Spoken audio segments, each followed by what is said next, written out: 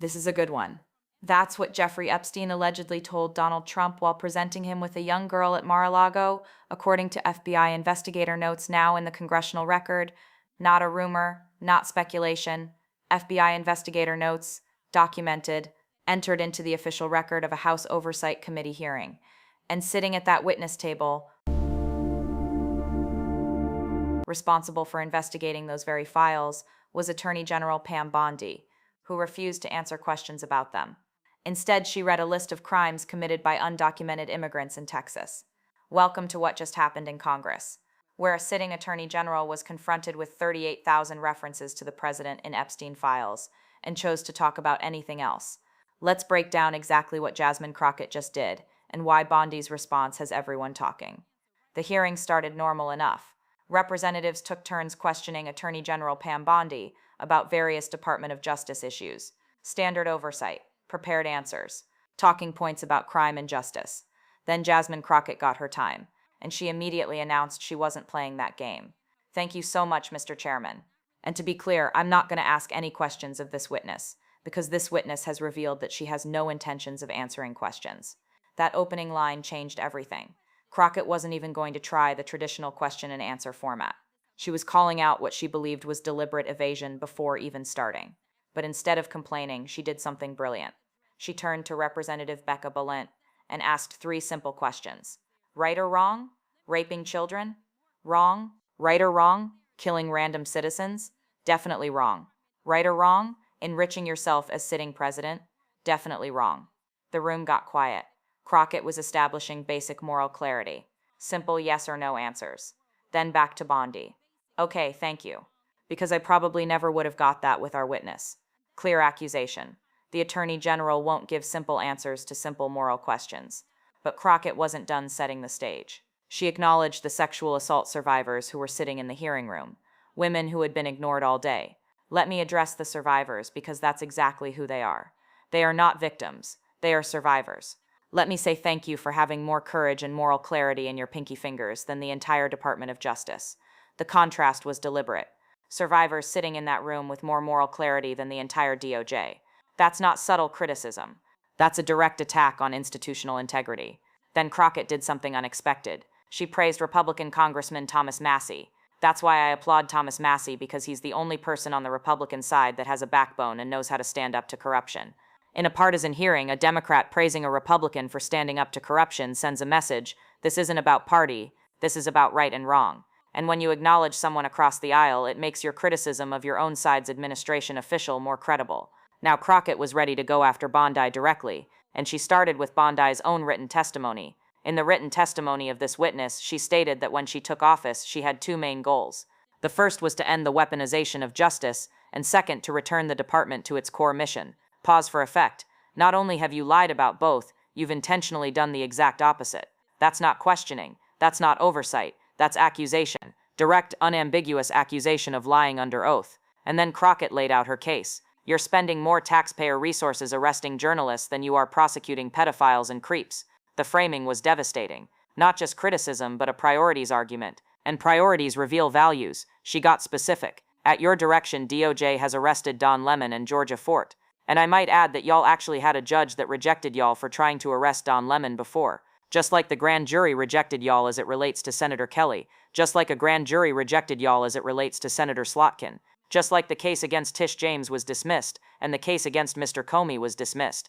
Judges rejecting arrests. Grand juries rejecting charges. Cases dismissed. A pattern of DOJ actions being rejected by the judicial system. And then Crockett delivered the line that would go viral. I completely don't get how it is that you're sitting at the top of DOJ, because you don't seem to be good at your job. Not subtle. Not diplomatic. Direct assessment, you're not good at your job. From a member of Congress to a sitting attorney general on national television. But all of that was set up, because Crockett had been building to one specific topic that would make everything else look small by comparison. Jeffrey Epstein. Let's circle back to you protecting pedophiles and creeps, because I want to talk about the president and his possible involvement with Jeffrey Epstein. The room shifted. This was the moment everyone had been waiting for. Crockett was careful with her framing. Now, I don't know what the president might have done with Jeffrey Epstein, but unlike this administration, I believe that facts matter. So let's talk about the facts. Notice the structure. She's not making claims about what happened. She's presenting documented facts and letting them speak for themselves. Fact number 1. Donald Trump is one of the most named people in the Epstein files. At least 5,000 files contain more than 38,000 references to Trump, his wife, or Mar-a-Lago. 38,000 references across 5,000 files. That's not occasional contact. That's documented, extensive connection. Fact number 2. Jeffrey Epstein and Ghislaine Maxwell made young girls available to Trump on multiple occasions. Crockett wasn't speculating. She was reading from the files, and she got specific. For example, according to this file, Ghislaine Maxwell presented a young girl to President Trump who spent more than 20 minutes apparently flirting with her. Ghislaine Maxwell, the convicted sex trafficker, presenting a young girl to Trump, and Trump flirting with her for more than 20 minutes, according to files now in the congressional record. But Crockett had more. She held up another document. Here's another example. This shows notes from FBI investigators that describe Jeffrey Epstein transporting a victim to Mar-a-Lago to meet with President Trump, where he bragged to Trump that, quote, "This is a good one." FBI investigator notes, not anonymous sources, not rumors. FBI documentation describing Epstein bringing a victim to Mar-a-Lago and telling Trump, "This is a good one." The implications are staggering. If true, these notes suggest Epstein was trafficking victims to the president's property, and the president was aware of what was happening. Crockett was very careful about what she did and didn't claim. Now, I'm not saying that the president is a pedophile, but there is a lot of evidence in these files that suggests that he's very close friends with a lot of men who are pedophiles. That distinction matters legally. She's not accusing the president of criminal acts. She's documenting his associations with convicted and accused sex offenders, based on files in the congressional record. And she's asking why the Attorney General isn't aggressively investigating those associations. What's crazy about all of this is just that this is a big cover-up, and this administration is engaged in it. In fact, this administration is complicit. There it is. Not just failure to investigate, active cover-up, active complicity. That's the accusation Crockett was building to from the beginning. And she wasn't done. She rattled off additional allegations. DOJ obstructing investigation of agents who murdered citizens, seizing Fulton County voter data to steal 2026 midterms, having Tom Homan on tape accepting a bribe and killing the investigation, preparing a $230 million presidential payday violating the Constitution. Each could be its own hearing. Crockett listed them to establish pattern. DOJ protecting the president and allies while targeting enemies. Then she delivered her conclusion. The fact of the matter is that you will be remembered as one of the worst attorney generals in history, an attorney general who has prioritized obstruction over justice, corruption over the law, fealty to the president over loyalty to the Constitution. That's not criticism. That's epitaph. Crockett was writing Bondi's historical legacy in real time on national television. And Mr. Chairman, I will yield. Crockett sat down. She had used her entire time not to ask questions, but to build a prosecutorial case. And now everyone in that room and everyone watching was waiting to see how Bondi would respond. The chairman recognized the next member, and that member offered Bondi a chance to respond. Did you have anything you wanted to say before we talk? This was Bondi's moment. She'd just been accused of covering up presidential involvement in sex trafficking, of being bad at her job, of violating the Constitution, of being one of the worst attorneys general in history. How did she respond? I find it interesting that she didn't even want to try Congresswoman Crockett to ask any questions, because she certainly did not condemn her leader Hakeem Jeffries for taking money from Jeffrey Epstein after Epstein was convicted. Her first response wasn't to address the allegations. It was whataboutism about Hakeem Jeffries taking money from Epstein. Then she got to what she really wanted to talk about. This is what she didn't want to talk about. Texas from Cuba. Convicted homicide, arson, weapon offense. Convicted. So what we talking about? Convict some of these perpetrators. She began reading a list. Crimes committed by undocumented immigrants. Texas, convicted of homicide. Seal Joseph from Dominican Republic, Texas, convicted for kidnapping, rape. Khalid Khan from Afghanistan. That's why they want to talk about Epstein and not what's happening in their own states. Crockett presented 38,000 references to Trump in Epstein files.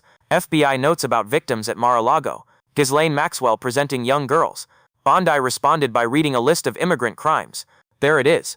Bondi's framing. Democrats want to talk about Epstein to avoid immigrant crime, but Crockett didn't bring up Epstein randomly. She presented FBI notes, documented evidence of presidential associations with convicted sex traffickers. Bondi's response. Change the subject to immigration. The connection between these topics? There isn't one. Unless the strategy is talk about something else, anything else.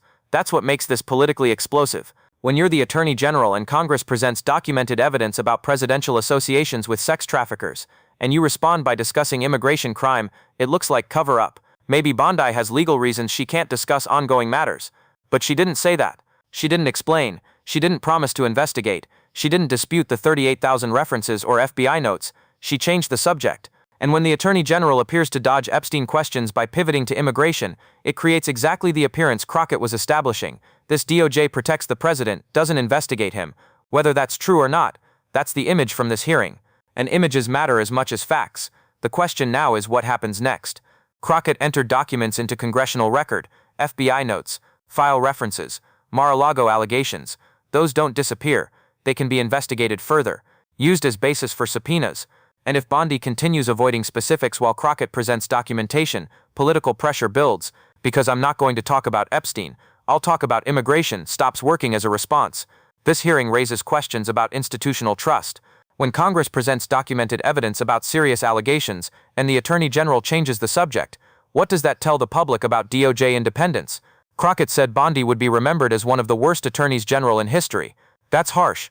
But if the lasting image is refusing to address Epstein files while pivoting to immigration, history might agree. The survivors in that room deserved better. The American public deserves better. And the questions Crockett raised, 38,000 references, FBI notes about Mar-a-Lago, Ghislaine Maxwell presenting girls deserve answers, not deflection. Whether those answers come remains to be seen. Subscribe because the Epstein files aren't going away, and neither is congressional pressure. Share this because an attorney general just responded to FBI documentation about presidential Epstein connections by reading immigrant crime statistics. Thanks for watching.